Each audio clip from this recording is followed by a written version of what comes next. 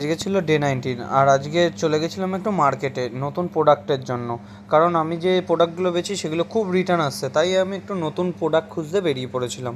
মার্কেটে কিন্তু আমি একা যাইনি, আমার সাথে ছিল হচ্ছে আমার পার্টনার ছিল। দুজনেই আমরা চলে গেছিলাম কি নতুন কেনা যায় তাই জন্য খুঁজতে। ফাইনালি আমরা নতুন প্রোডাক্ট পেয়ে গেছি আর আমরা নিয়ে চললাম বাড়ির পথে। তারপর বাড়ি গিয়ে নতুন লিস্টিং করা অনেক কাজ আছে, তাই বাড়ি গিয়ে সবার ফার্স্টে কম্পিউটারে বসে সবার ফার্স্টেই আমি লিস্টিং করতে বসে গেছিলাম।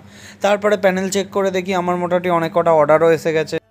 তো লিস্টিংয়ের কাজটাও কমপ্লিট করছিলাম। তো এই করতে করতে তোমাদের একটা আমি ইনফরমেশান দিতে চাই, আরটিও থেকে কী করে বাঁচা যায়। আরটিও আমাদের প্রচুর আসে।